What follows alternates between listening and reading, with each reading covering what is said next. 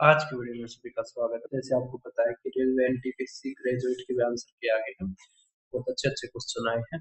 मैंने शायद 100 पेजेस रहते हैं, तो उनका भी जल्दी ही हो जाएगा। आधे से ज्यादा आंसर की बेस्ट क्वेश्चन मैंने निकाल लिए हैं। उसी बीच हमारे राजस्थान में एसआई का पेपर हुआ था आज भी, ठीक है। तो 6 अप्रैल का पेपर सोल्व करवा रहा हूँ। इसमें फिर भी इसमें अच्छे क्वेश्चन आए मैथ के। कल वाले को देखते हुए, कल तो बहुत ज्यादा आसान आए थे और कुछ ज्यादा ही लेंथी पूछ रही है। इतने ज्यादा बड़े पूछने की जरूरत नहीं थी, ठीक है। कोई आप सीडीएस वगैरह का क्वेश्चन या बैंकिंग का नहीं दे रहे थे, एक ऐसा ही बनाना था। लेकिन चलो अब ठीक है, उनकी मर्जी से ऐसे क्वेश्चन पूछे। अब आप फर्स्ट क्वेश्चन देख पा रहे होगे। करेक्ट, 3 अंकों की एबीसी रूप की संख्याएं बनाई जाती हैं जहां सभी अंक एबीसी भिन्न है और ए इक्वल टू बी प्लस सी है। ऐसे संभावित 3 अंकों, तो कह रखे ऐसे संभावित 3 अंकों की संख्याओं की कुल संख्या क्या है वो बतानी है। तो बहुत ही अच्छा क्वेश्चन था, ठीक है। कैसे करेंगे आप इसको? तो भाई हमें जो दे रखा है वो चीज देखो कि b equal to A plus में सी। अब जो ए बी सी की वैल्यू हो सकती है, जहां पे ए तो 0 हमारा हो ही नहीं सकता, ठीक है।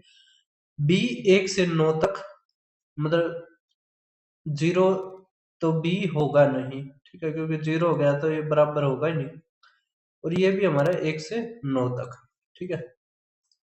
अब यहां से देखो, b ना तो 1 होगा, ठीक है, ना 2 होगा, क्योंकि ये दोनों बराबर हो जाएंगे। तीनों अलग अलग दे रखे हैं इसमें, ठीक है। तीनों क्या दे रखे हैं? अलग अलग दे रखे हैं, different. A B C are different, तो ये तो कट गए। अब 3 है, मान लिया b अगर 3 है, तो a और c की वैल्यू क्या क्या आ सकती है? तो a की आ सकती है 1 और 2, 2 आ सकती है c की। इसी तरह a की आ सकती है 2, c की आ सकती है 1। तो यहाँ पर बन गया 2 केस, ठीक है।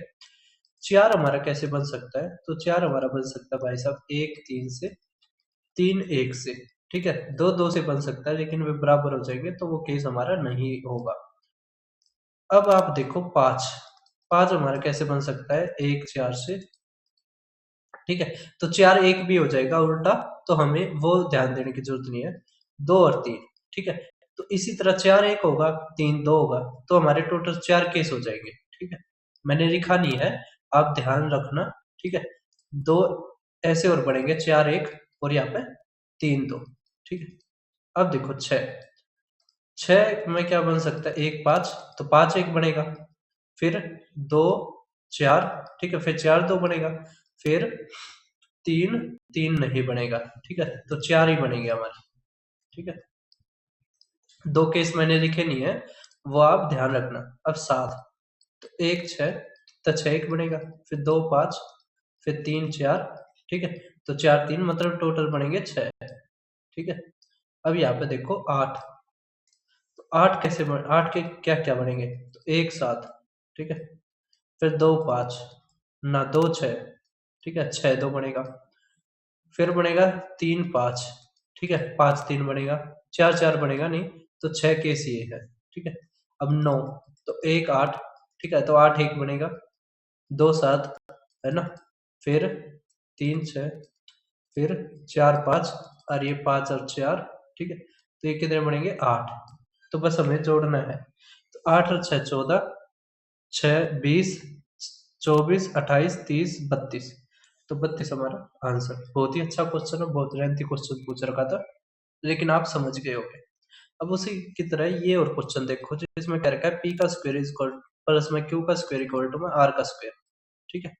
यहाँ पे दे रखा है p प्लस में q, तो ये हमारा k रखो, तो p प्लस में q आ गया 7k, और p माइनस q आ गया 1k, ठीक है। और p इंटू में q आ गया हमारा 60k, ठीक है। तो यहां से अब आप देखो p निकाल सकते हो कैसे?